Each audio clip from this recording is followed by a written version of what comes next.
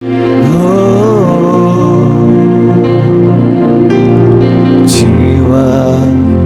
bertanya, apakah masih ada harapan melewati tangisan, rasa sesak di dada.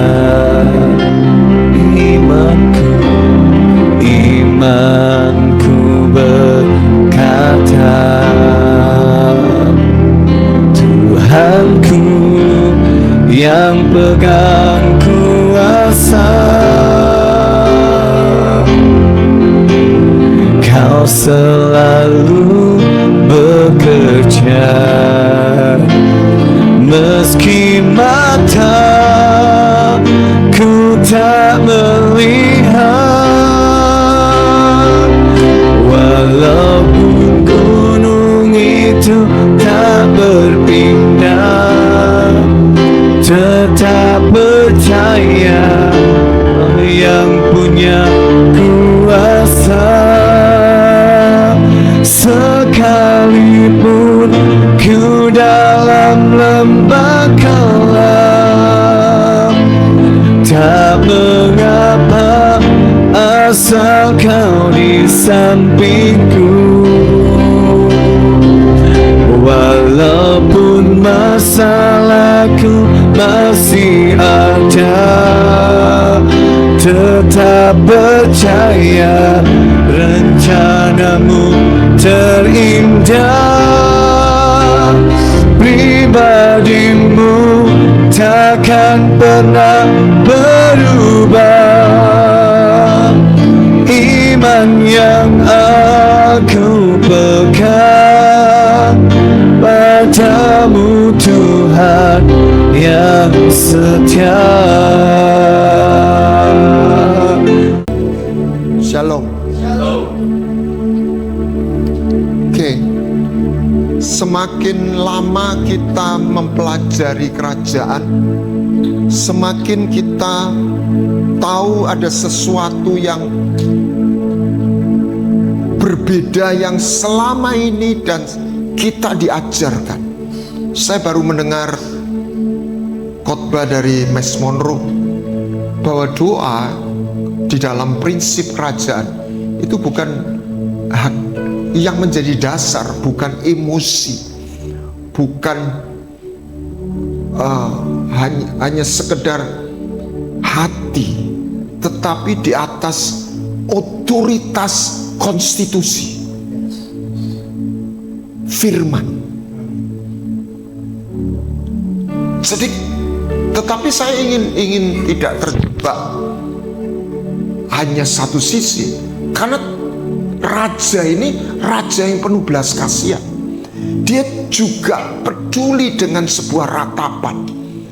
Dia peduli dengan sebuah penderitaan. Tetapi bukan berarti mengubah ketetapan karena ratapan itu.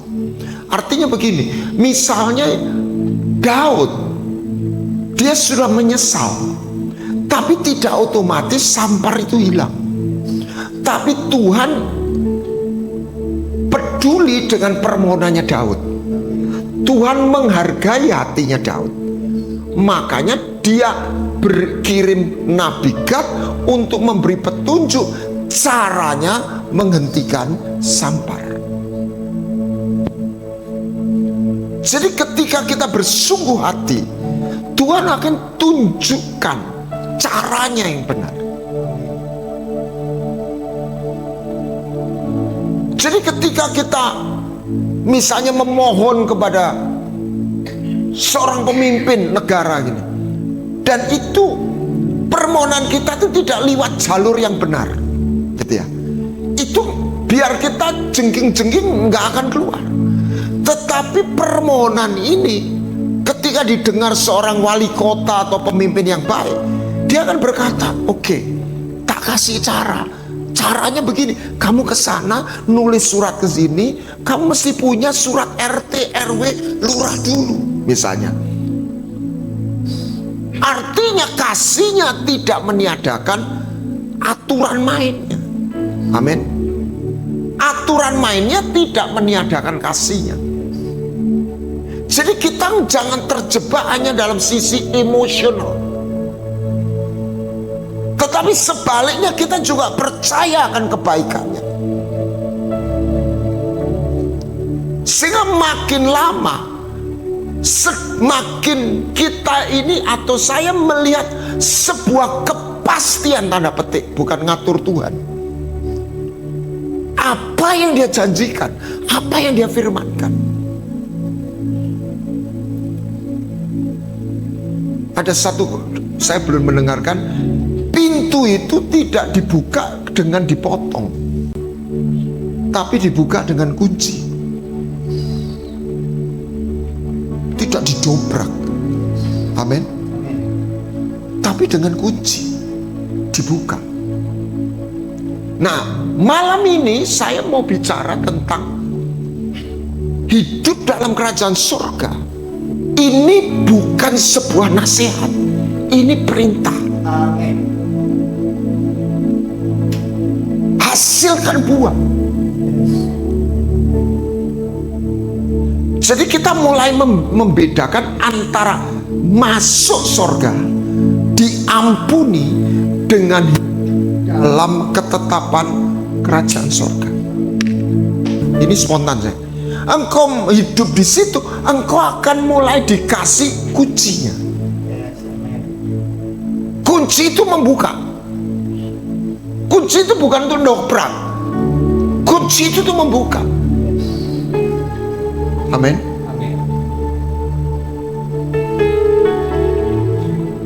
Dan kunci itu harus diterima dan dipraktekkan. Masalahnya gimana menghasilkan buah? Matius 21 ayat 44.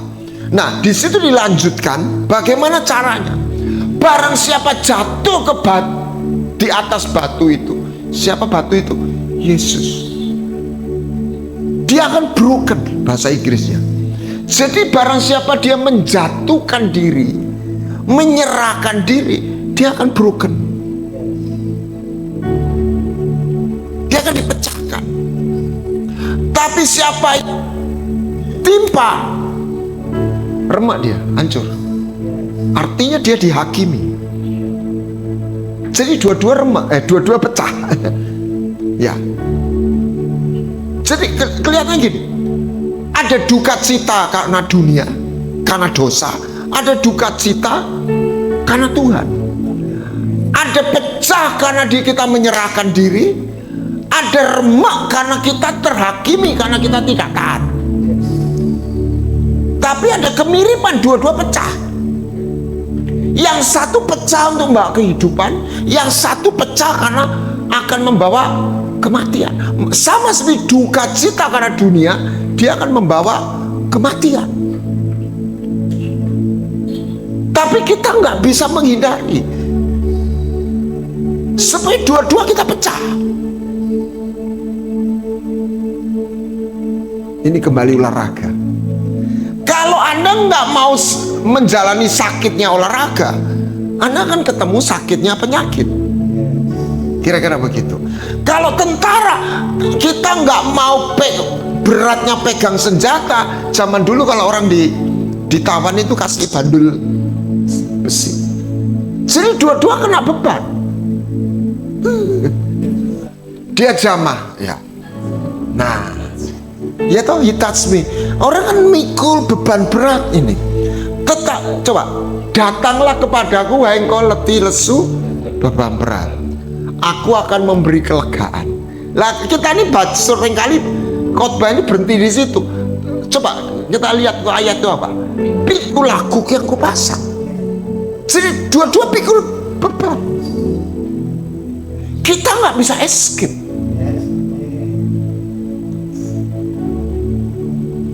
Kita nggak punya pilihan.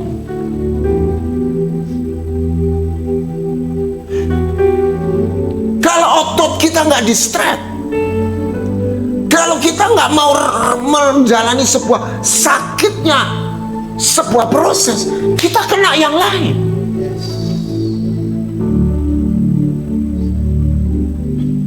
That's life. Makanya ada pepatah, sebagian orang berani mati belum tentu berani hidup. Hidup ini harus menghadapi. Amin. Makanya saya makin yakin istilah itu. Jangan pernah jadi orang biasa. Anda nggak harus jadi orang hebat. Anda harus menjalani sebuah gaya hidup yang tidak biasa. Itu cara satu-satunya untuk Anda move and abide, live under the kingdom of God. Ada harganya.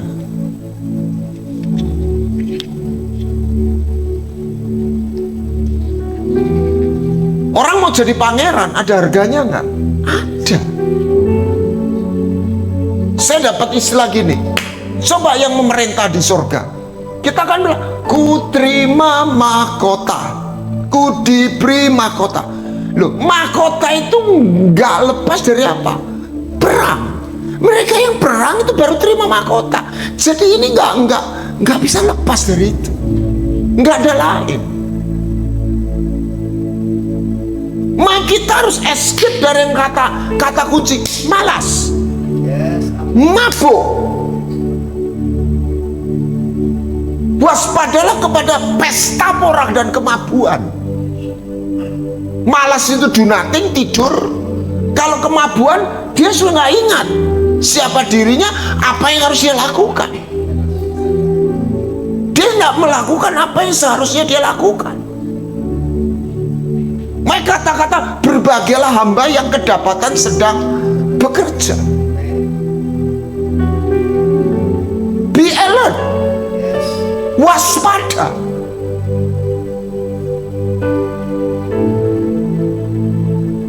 Itu cara engkau hidup dalam kerajaan surga. Nah, saya melihat sebuah perumpamaan yang bagus. Nah, gambarannya ini kembali perjanjian. Jadi antara mati dan hidup itu dua hal yang nggak bisa dipisahkan. Tidak ada kehidupan tanpa kematian.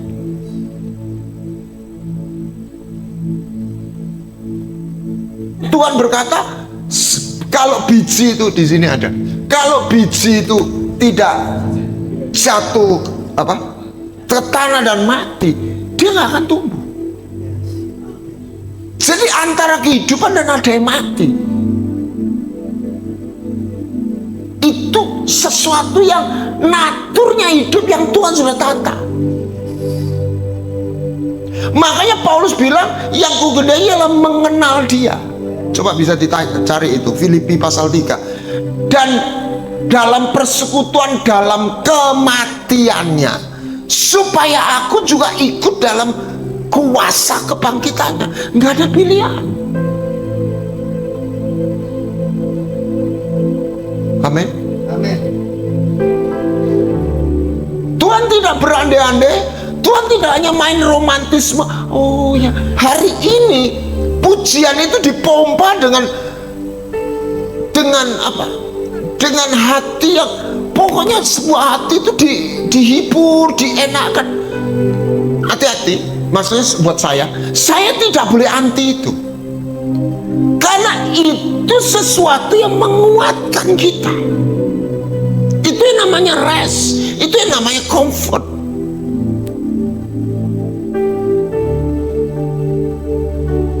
Ada pertanyaan, jadi kita nggak boleh bahagia?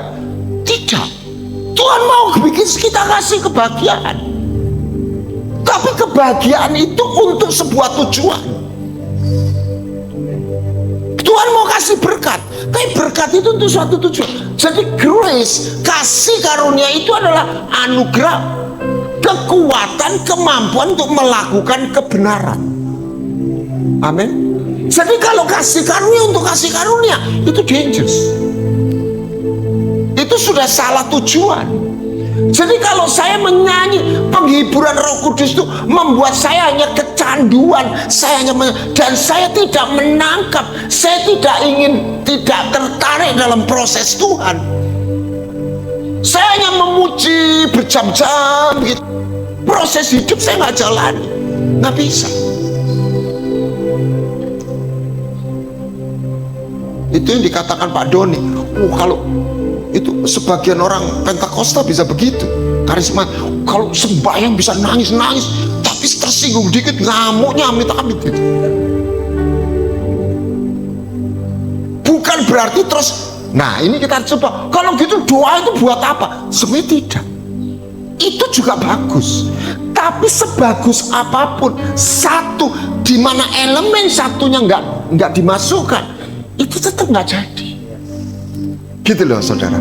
Jadi penyembahan sebagus apapun, terus sebagian orang terjebak, untuk apa itu? Bukan. Kita menikmati hadirat Tuhan dalam penyembahan. That's something good, even amazing. Tapi kita nggak boleh satu elemen. Ya kembali, sudah waktunya spiritual formation itu didengungkan. Nah kita lihat coba Kejadian 40 ayat 5 mulai. Juru roti berarti apa? Roti. Juru minum berarti apa? Anggur.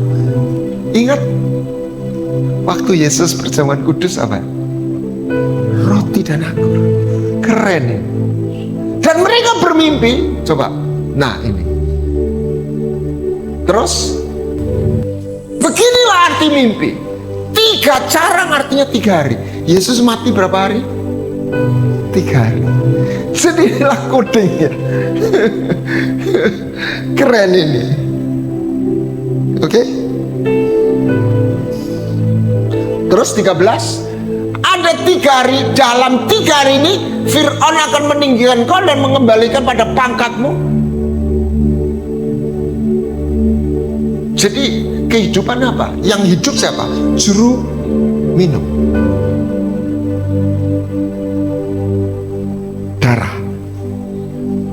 Darahmu, sucikan. Darah itu membawa kehidupan. Apa yang terjadi? Ayat 18. Beginilah arti mimpi. 3 bakul artinya 3 hari. Terus kamu akan digantung. Jadi Yesus juga mati 3 hari. Nah saya dulu, jadi tubuhnya mati, tapi dari situ mengalir darahnya. Ketika tubuhnya diremukkan, karena tubuh dihancurkan, dibinasakan karena dosa. Nah saya terus terang bertahun-tahun nggak pernah ngerti ini. Roma 7 ayat 2. Sebab seorang istri terikat oleh hukum kepada suaminya selama suaminya hidup. Apabila suaminya mati, bebaslah ia dari. Nah, jadi kematian itu membebaskan.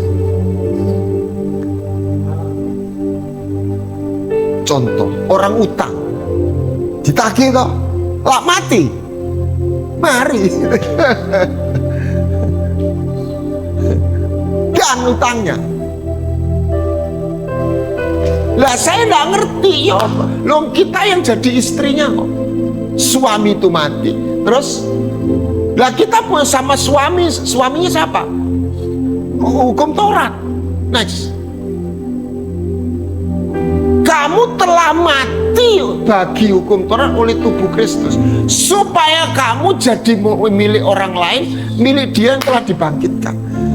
Jadi ini yang saya pernah bagikan perjanjian. Makanya kita nih, bersekutu dalam kematian Kristus.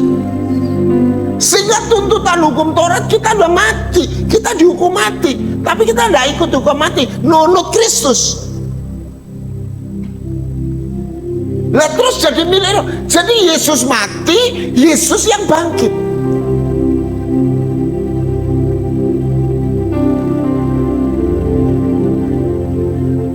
Bagaimana kita bisa menjadi milik Yesus. Kita telah mati loh. Saya tuh bingung gini loh, kamu telah mati loh, saya yang mati loh. Gimana mati? Tadi suaminya yang mati, sekarang aku mati. Enggak, ternyata saya ikut Yesus, dia mati karena hukum Taurat. Tapi sekaligus saya juga bersekutu nikah dengan Yesus yang hidup.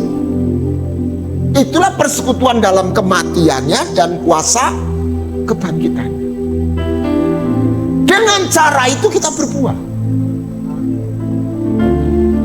Itu toh milik dia agar kita berbuah bagi Allah.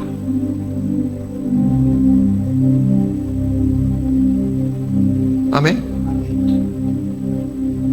Darahmu sucikanku. Darah itu hidup, kehidupan. Nyawa itu darah. Tubuh ini dihancurkan. Ini manusia lama, ini roh yang menghidupkan. Dan kita harus mengalami kematian di sini supaya kita mengalami aliran kehidupan. Di situ baru berbuah. No other way.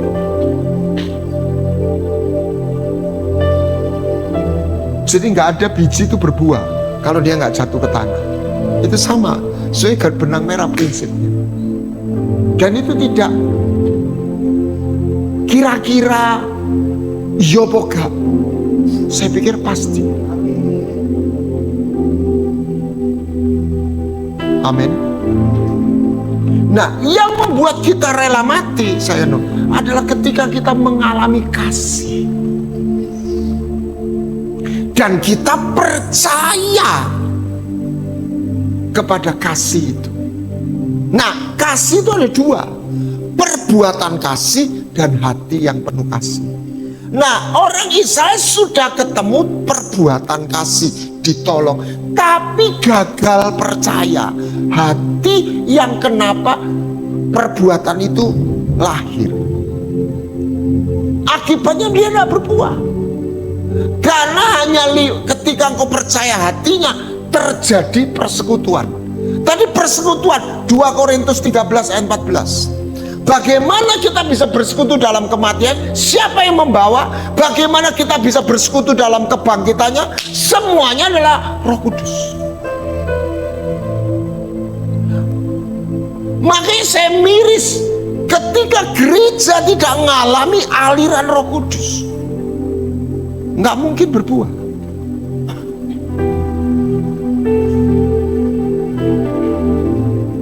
Nggak akan keluar. Karena buah itu hanya terjadi karena connection. Dengan hidup itu diikuti dengan kematian. Kerelaan tuh mati. Sperma sama telur ini lebur dulu baru bisa jadi janin. Betul? Kalau enggak bisa.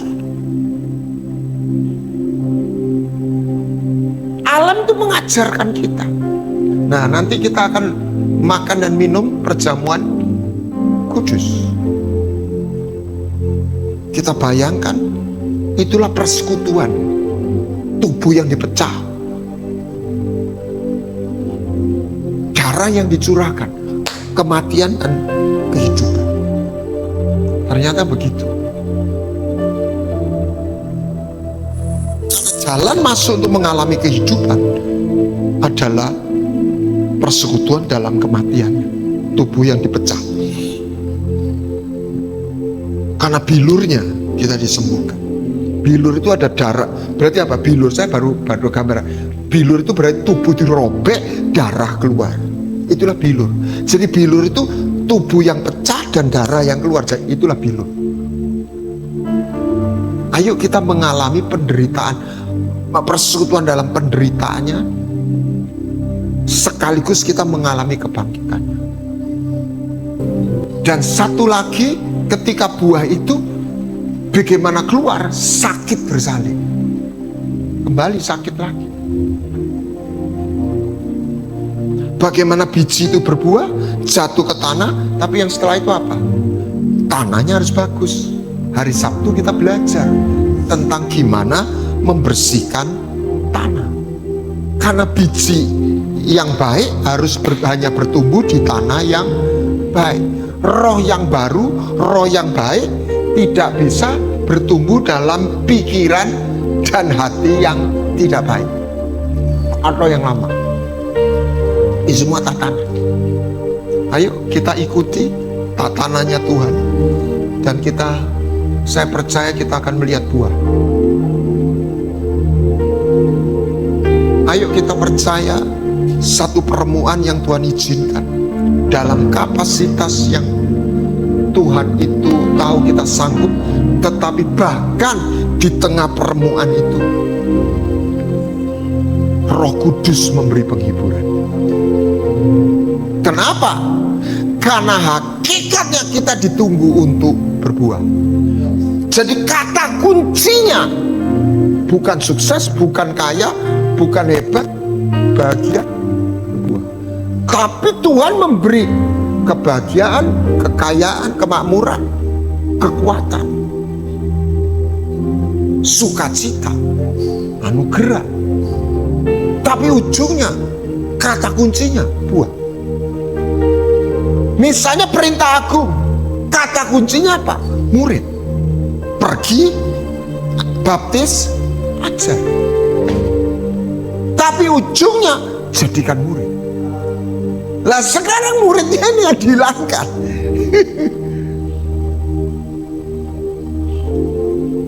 Lah apa syaratnya murid? Jadi kalau orang mau pergi jauh atau mau meninggal, Yesus tidak meninggal tapi mau naik ke sorga, perintahnya apa? Jadikan murid. Saya pernah nangis di kelas waktu di Hagai itu, di mana, di Hawaii. Dosennya cerita aja, coba kalau kamu ke toko kue, ya,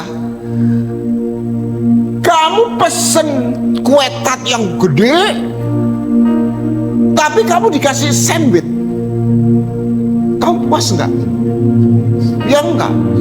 Terus dia mulai jabarkan, ayo kita bedah. Tuhan itu sebelum naik ke surga dia minta apa? Murid. Dia nggak minta orang percaya loh. Dia minta murid loh. Dan terus dia, bagaimana syaratnya murid? Tak. Saya dibuka, saya nangis waktu itu. Saya suruh mimpin doa, dan di tengah doa itu saya nggak tahan. Saya masih ingat itu. Itu dari semua pelajaran itu yang saya ingat. Dia harus menyangkal diri, memikul salib, mengikut aku. Kalau dia mengasihi orang tuanya lebih daripada aku, dia nggak bisa. Kalau dia mengasihi suaminya, istrinya, anaknya, dia lebih daripada aku, dia nggak bisa jadi. Tapi jangan khawatir. Nah ini kadang-kadang orang saya juga, wah berarti saya tidak peduli orang, anak istri. Nah sebagian orang, wah apa ya begitu. Saya dapatkan dari Roh Kudus, bukan didikotomikan. Karena Tuhan juga minta kita mengasihi keluarga, tetapi itu akan berjalan dalam sebuah gini, sesuatu yang seolah-olah itu dikotomi, tapi sebenarnya itu selaras. Sampai hari ini saya doa bersyafaat untuk anak saya.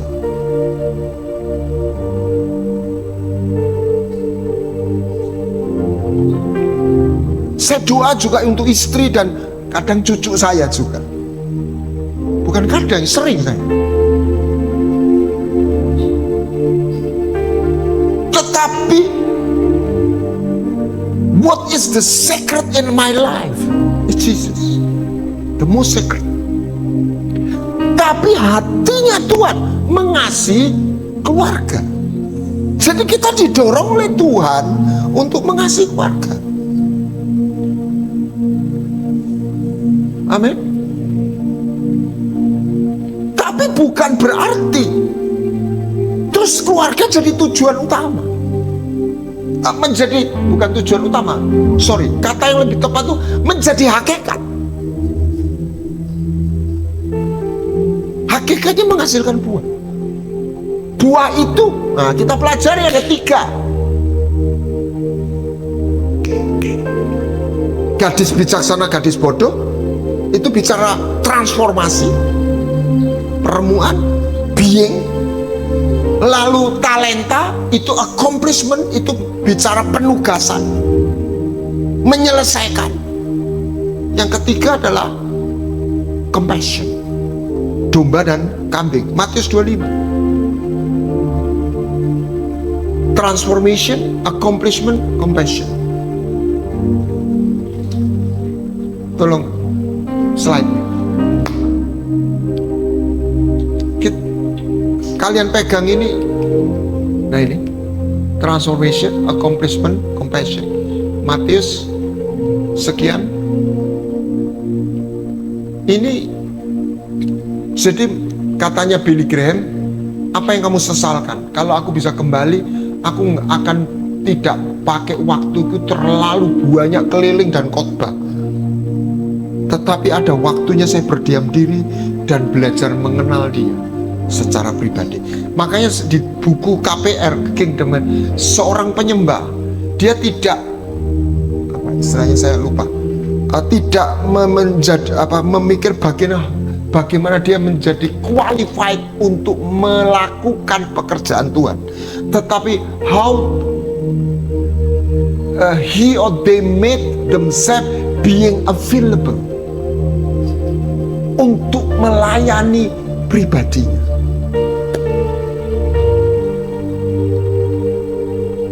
Itulah mempelai, gadis yang melayani mempelainya. Mana yang lebih penting? Saya nggak bisa ngomong mana yang lebih penting, tetapi Roh Kudus akan mengajar kita untuk bagaimana menggabungkannya. 3 unsur ini harus jadi, harus ada. Bayangkan kita nyembah, kita mengasihi Tuhan, nggak ada compassion, nggak bisa.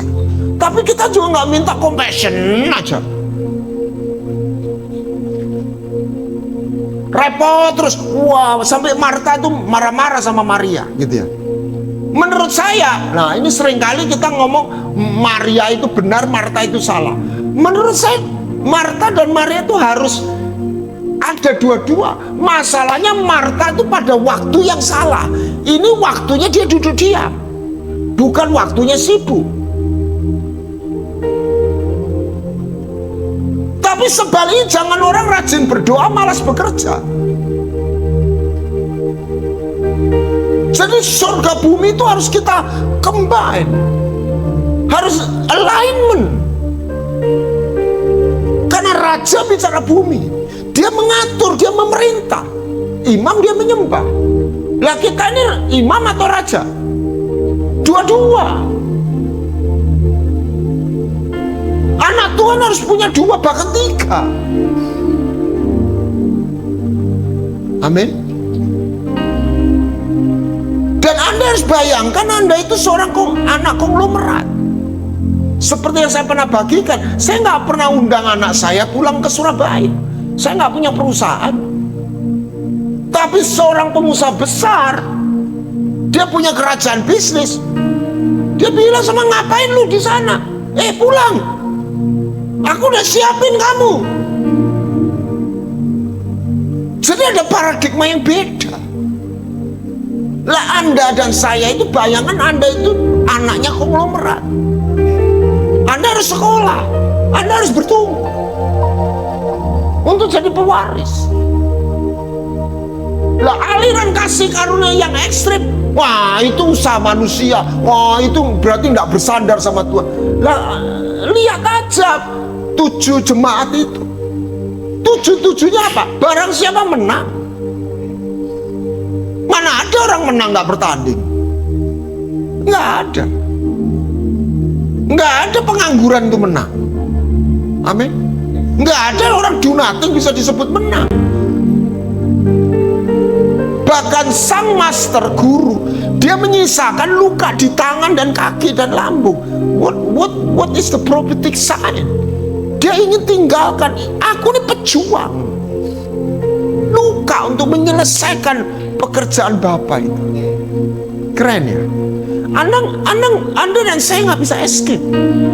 Ini konsekuensi untuk terima hidup dalam kerajaan surga. You have to be stretched.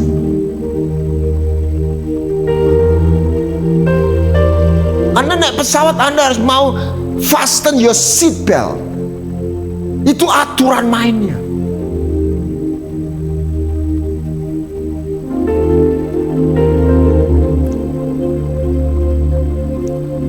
Jangan khawatir, Tuhan tidak memaksa kita forsir, tapi level to level. Tapi kita mau. Misalnya push up, ya Anda nggak diminta push up 50 kali lah langsung ya. Ya kasih ya. Betul. Ya pertama 5 kali lah bisa. Ada orang push up 3 kali aja udah cukup. Pertama 3 kali, 5 kali, 10 kali. Dan lakukan terus. Terus. Terus ini loh.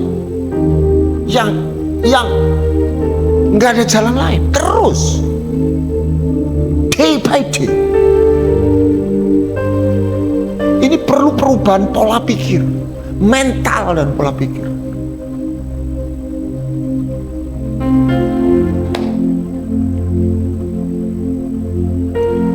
Siapa mau hidup dalam kerajaan sorga? No adoption. This is the ini aturan mainnya. Kalau engkau nggak berbuah, dia akan ambil. Nah, banyak orang terus dikacaukan, ini tidak selamat. Saya makin percaya antara diampuni dan menerima kerajaan itu 2 hal yang berbeda. Ya ini kabar penghiburannya ya, walaupun tidak dapat, tapi orang masih selamat gitu ya. Tapi kan menyesal. Padahal kan targetnya kita ini, targetnya Tuhan atas kita ini jadi pewaris, memerintah, melayani Dia. Wow, siapkan dirimu. Makanya engkau harus lihat apa? Harta, bukan pertolongan. Paradigmanya harta. Ketika buat saya kesehatan itu harta, saya kadang-kadang tuh, tubuh itu kan naik turun bioritme. Kadang-kadang itu kayak gak enak, males, betul ya Kas ya. Tapi buat saya lakukan itu iso gak iso kudu iso.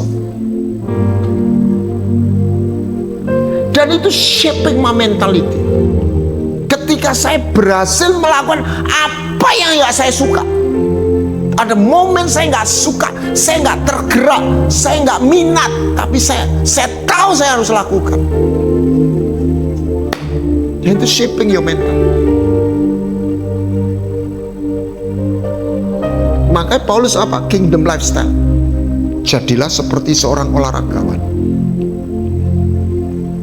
yang melatih tubuhnya, disiplin day by day, karena dia bertanding.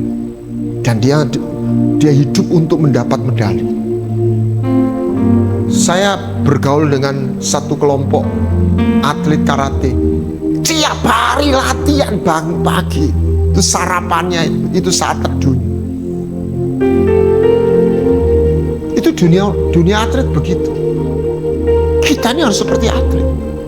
Bangun pagi nyembah. Mikir Tuhan, baca Alkitab atau renungkan, whatever. Saya ditanya, Pak, metodenya saat teduh gimana? Waktu saya di Blora, saya nggak punya metode. Kadang diem dengerin, kadang baca Alkitab, kadang saya dengerin, kadang cuma merenungkan firman yang baru saya dapat. Saya nggak ingin terikat sebuah metode. Oh 3 pasal 5 pasal, saya nggak anti itu. Mungkin itu baik untuk kan. Tapi buat saya ngalir.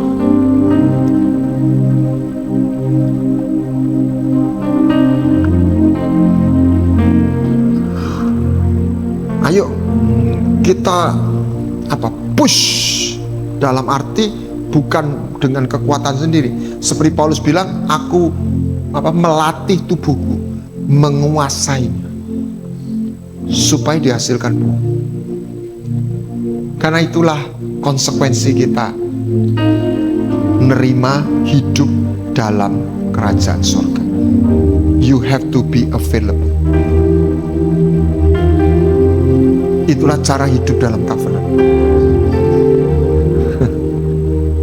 Tuhan tidak cari orang hebat, Tuhan cari orang yang mau dididik pelan-pelan tapi mau.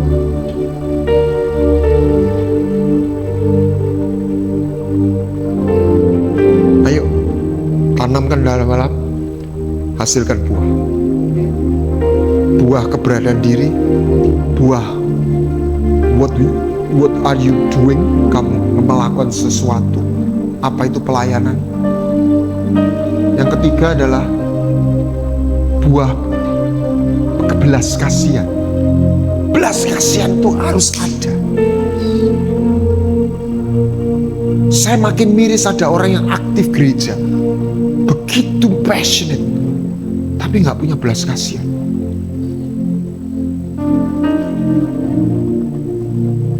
Kalau ada orang menderita, dosa apa kamu?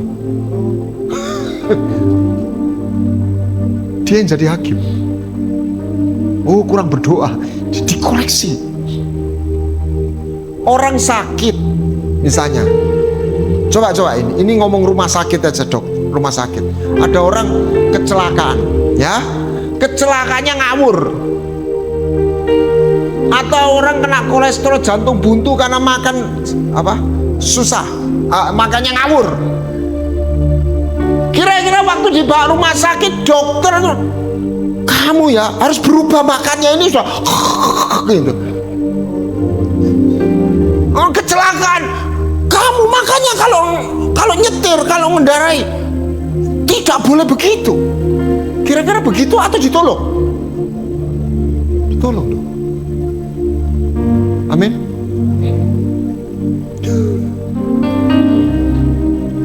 Ngeri dong. Kalau ada orang salah, memang salah. Tapi dia sudah kena salah. Gimana tolong? Sambil dinasihati, tapi ditolong dulu.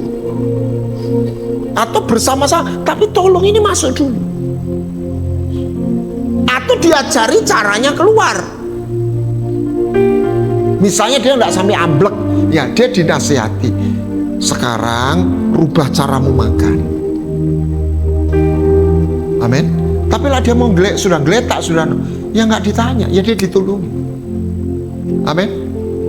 Dan itu salah satu buah. Catat, saya nggak tuding begini. Ini untuk kita sih. Minta rasa itu.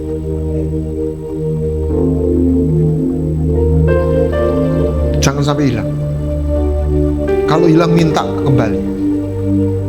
Tuhan kasih aku hati yang peduli. Tuhan Yesus memberkati, ayo kita bangkit berdiri.